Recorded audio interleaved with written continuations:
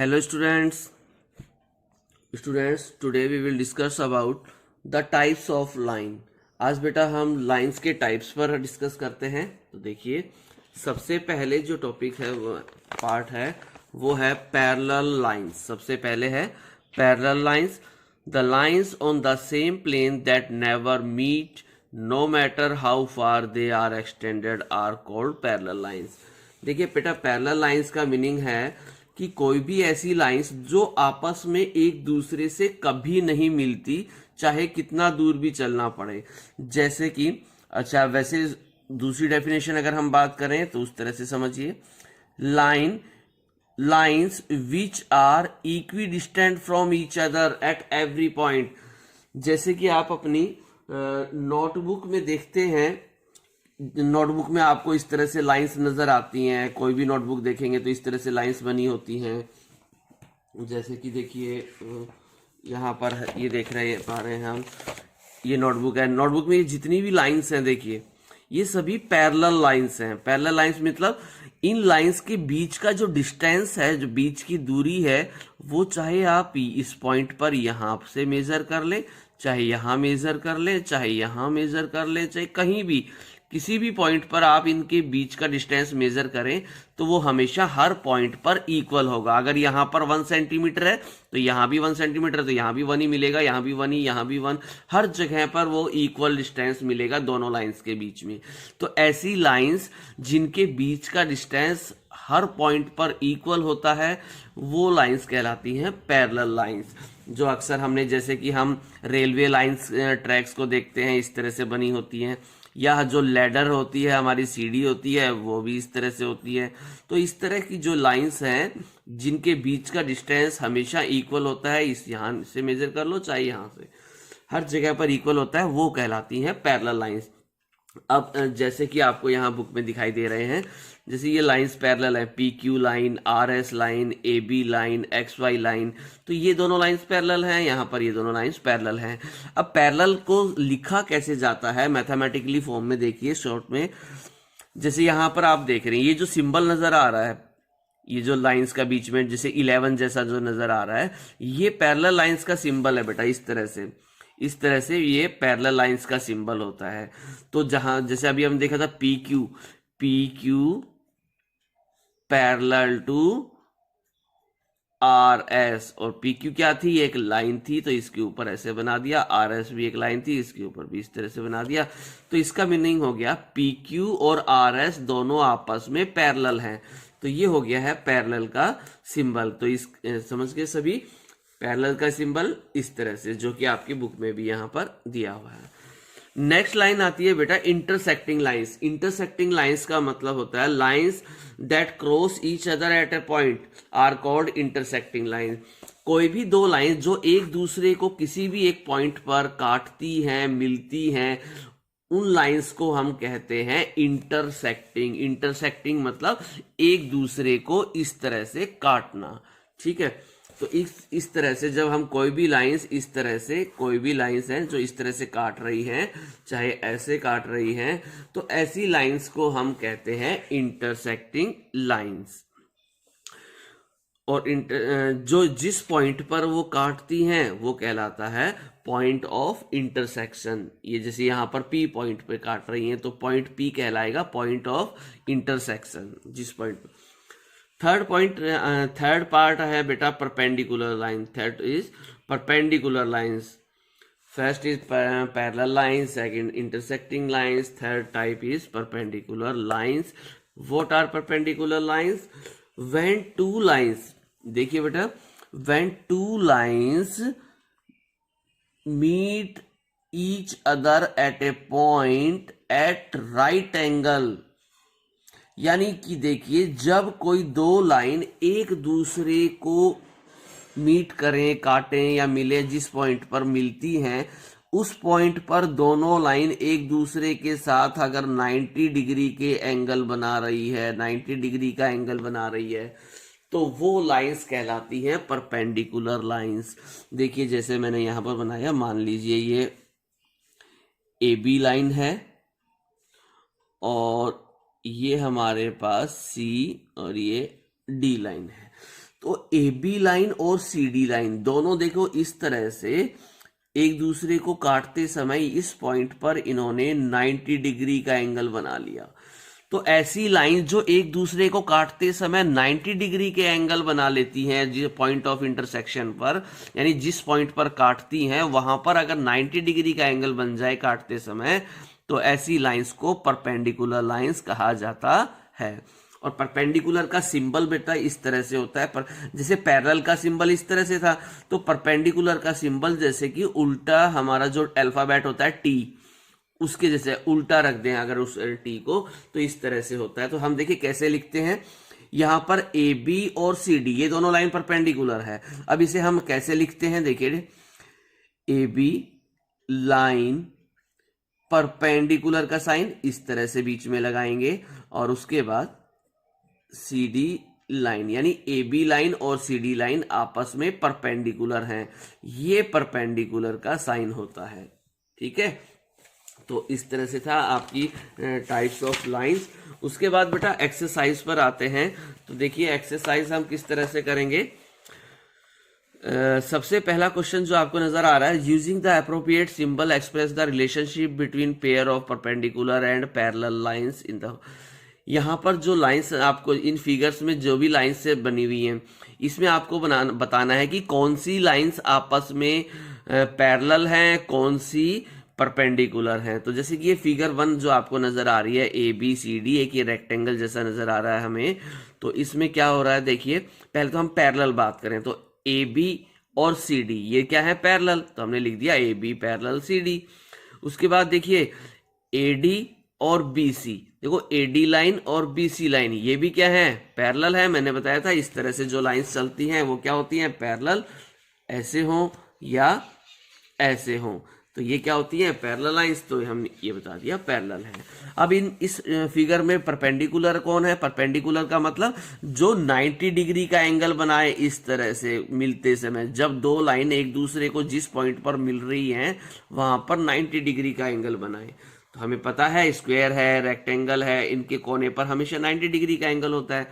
तो देखिए A B perpendicular A D, A B और ए डी, ये लाइन दिखाई दे रही है आपको, ए बी और ए डी, ये दोनों लाइंस ने यहां पर देखो, यहां पर सिंबल बना हुआ है बेटा, आपकी बुक में भी, आपकी बुक में ठीक से देखेंगे तो यहां पर देखिए स्क्वायर इस तरह से कॉर्नर पर इस तरह से सिंबल बने हुए हैं। और ये मैंने बताया था 90 डिग्री का, जैसे 90 डिग्री के एंगल पहचानने की क्या पहचान है, यहाँ पर इस तरह से ये साइन बना होता है, और ये साइन जहां बना होता है इसका मतलब वहां पर 90 डिग्री का एंगल बन रहा है।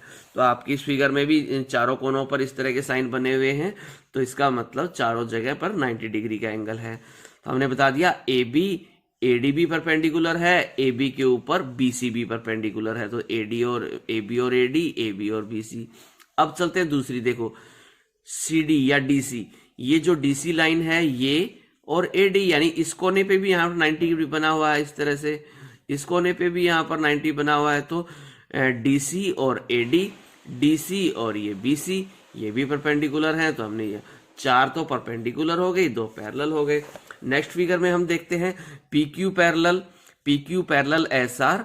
एक तो देखिए पी क्यू और एस आर पैरेलल हैं, S P and P Q perpendicular, S P देखिए ये लाइन ऐसे आ रही है, यहाँ पर 90 डिग्री का एंगल है, एस पी पी क्यू, और दूसरा पी एस और एस आर, देखिए यहाँ पर 90 डिग्री के 2 साइन थे, एक यहाँ पर एक यहाँ पर, तो 2 परपेंडिकुलर बता दिया हमने। नेक्स्ट फिगर ट्राइंगल में हमें यहाँ पर 90 डिग्री का साइन नजर आ रहा है, इट मीन्स ये हो गया R T parallel, R T perpendicular to R S, क्योंकि इसमें पैरेलल तो है ही नहीं, बस आर टी और आर एस, ये दोनों लाइंस, ये और ये दोनों लाइंस परपेंडिकुलर हो गई। नेक्स्ट फिगर, तो इसी तरह से बेटा हम सभी फिगर्स में बता देंगे कि कौन सी लाइन, जैसे ये पैरेलल हैं, ये पैरेलल हैं, इसमें परपेंडिकुलर नहीं है, इसमें ये लाइन और ये लाइन पैरेलल हैं, ये लाइन और ये लाइन पैरेलल हैं, इसके बाद ये लाइन और ये लाइन परपेंडिकुलर है, ये और ये परपेंडिकुलर है, ये और ये परपेंडिकुलर है, ये और ये परपेंडिकुलर के लिए देखो यहाँ पर कोने पर 90 डिग्री के एंगल बने हुए हैं, तो 4 बने हुए हैं, तो इसका मतलब 4 तो परपेंडिकुलर, 1 2 3 4 परपेंडिकुलर हो गए। इसी तरह इसमें हो गया बेटा, ये दोनों पैरेलल है, तीनों पैरेलल है, इसमें 90 डिग्री का एंगल कहीं नहीं है, तो इसमें बस ये लाइन इसके पैरेलल है, ये लाइन इसके पैरेलल है, ये लाइन इसके पैरेलल है, इस तरह से बता दिया। अब आते हैं क्वेश्चन नंबर 2 पर। True false. Parallel lines make a right angle with each other. Parallel lines right angle बनाती हैं एक दूसरे के साथ, जबकि ये तो रॉन्ग है। पैरेलल लाइंस तो इस तरह से होती हैं, ये तो एक दूसरे को काटती ही नहीं, मिलती ही नहीं, तो राइट एंगल कहाँ से बनाएंगी? तो ये फॉल्स हो गया है बेटा। अब क्वेश्चन नंबर 2 है, the distance between two parallel lines always remain the same. Yes, parallel line की डेफिनेशन क्या है कि पैरेलल लाइंस के बीच का डिस्टेंस हमेशा उन दोनों लाइंस के बीच का डिस्टेंस इक्वल होता है। दो पैरेलल लाइंस के बीच का जो डिस्टेंस है वो हमेशा इक्वल रहता है। तो it means this is true, B part is true. Now all perpendicular lines are intersecting lines.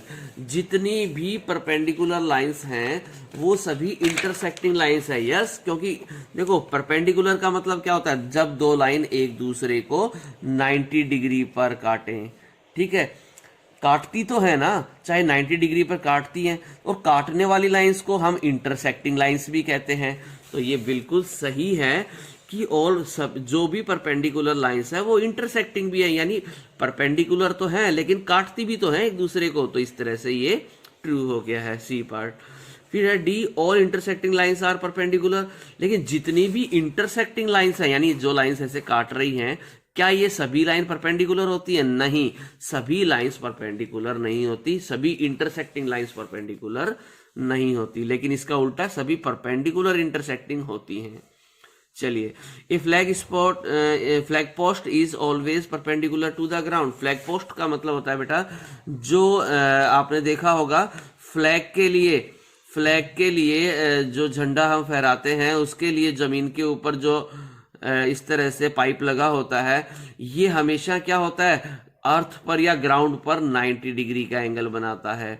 तो ये जो इस तरह से झंडा हम फहराते जो हैं, तो ये पाइप जो बना होता है इसे बोलते हैं फ्लैग पोस्ट। ये जो पाइप लगा होता है जमीन पर सीधा खड़ा होता है, कभी ऐसे थोड़ी ना होता है कि पाइप ऐसे टेढ़ा लगा हुआ है जमीन पर, ऐसे थोड़ी ना होता है, सीधा लगा होता है झंडे फहराने के लिए। तो ये फ्लैग पोस्ट है, ये हमेशा यहाँ पर 90 डिग्री का बनाता है, यानी परपेंडिकुलर होता है। So it is true.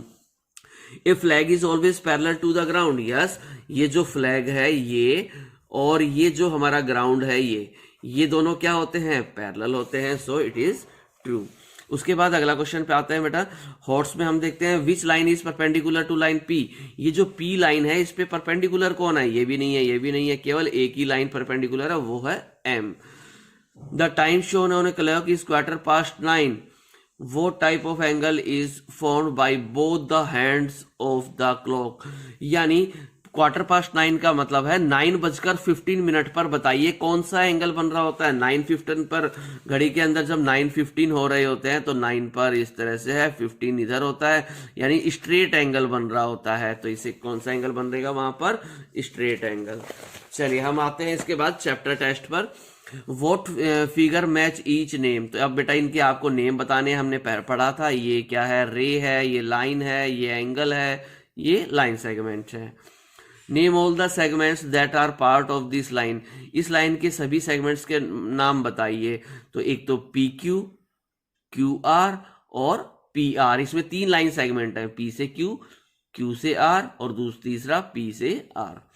How many line segments can you draw using the given points as end points. यहाँ पर बेटा ये जो पॉइंट्स दिए हुए थे इन सभी को हमने ज्वाइन करना था। इस तरह से मैंने ज्वाइन कर दिया और पूछा है कितने लाइन सेगमेंट बनेंगे, तो कितने बन गए हैं, 10। Measure each angle and name the type also. इन एंगल्स को बेटा आपको प्रोटेक्टर से मेजर करना है और बताना है कितने डिग्री के हैं और कौन से टाइप के एंगल है। जैसे इस एंगल को मेजर किया तो आया 135, और कैसा है ये, ऑब्ट्यूस एंगल। इस एंगल को मेजर किया तो 49 डिग्री, कैसा है ये, एक्यूट। ये क्या है, 90 डिग्री का है, तो कैसा है ये, राइट एंगल। उसके बाद which of the following statement is correct. 2 perpendicular lines are never intersecting, wrong. Angle whose measure is 170 is an obtuse, सही है बिल्कुल। जो एंगल 170 डिग्री का है क्या वो ऑब्ट्यूस है? यस, ऑब्ट्यूस है। द सम ऑफ, तो ये सही हो गया, तो हमने करेक्ट कर दिया, बाकी सब रॉन्ग हो गए। Draw an angle with each measure in your notebook. And आप बेटा अपनी नोटबुक में ये 50, 180, 120 डिग्री के एंगल्स बनाइए। क्लियर। अब आते हैं क्वेश्चन नंबर 7 पर। Look the given figure and name the following. ये बेटा फिगर देखनी है आपको। Line segment parallel to L M, इस एल एम लाइन पर के पैरेलल कौन सी लाइन है? देखो ये तो पैरेलल है नहीं, ये तो टेढ़ा हो रहा है। ए बी लाइन, तो ए बी पैरेलल हो गया। Line segments perpendicular to L M, इस लाइन पर परपेंडिकुलर कौन है? एक तो भाई बी सी है, दूसरा बी क्यू, ये क्या है? B Q, B C, B Q और ये सी क्यू। देखो ये भी लाइन, ये लाइन और ये लाइन, तो इस तरह से ये परपेंडिकुलर हो गई। एक्यूट एंगल्स, जो एक्यूट एंगल है P Q C, angle P L M. देखो पी क्यू सी जो है, P Q C, angle B C L, angle B C L, ये भी एक्यूट है। एंगल एल सी क्यू, ये भी एक्यूट है। अब देखिए, देखने से ही पता चल जाता है एक्यूट एंगल्स के बारे में। अब देखिए question number 8, in the figure which angle is less than a right angle? कौन सा एंगल देखो राइट एंगल से कम है? Angle C B E, C B E, ये राइट एंगल से कम है। Which angle is less than a right angle. अच्छा, फिर आते हैं हम नेक्स्ट क्वेश्चन पर। Question number 9, which of the following angle is bigger than two right angle? इनमें से कौन सा एंगल टू राइट एंगल से बड़ा है? टू राइट एंगल्स मतलब 90 प्लस 90 कितना हो गया? 180। तो 180 से बड़ा कौन है? देखो ये भी नहीं है, ये भी नहीं है, ये भी नहीं है, ये है, क्योंकि ये क्या है? रिफ्लेक्स एंगल है, रिफ्लेक्स एंगल, तो ये एंगल बड़ा है। What is the greatest measure in degrees that an acute angle can have? acute angle में बड़े से बड़ा एंगल कितने डिग्री का होता है? मैंने बताया था acute एंगल को क्या होते हैं, जो 1 डिग्री से स्टार्ट होकर और 89 डिग्री तक होते हैं, क्योंकि 89 के बाद 90 तो राइट एंगल हो जाएगा। तो 89 डिग्री, बड़े से बड़ा एक्यूट एंगल केवल 90 डिग्री का हो सकता है। तो ये था बेटा आपका चैप्टर 14 कंप्लीट हो गया है। इसे आप रिपीट कीजिए। ये जो एक्सरसाइज है इसे आप बुक में आप फिल कर सकते हैं। ओके बेटा।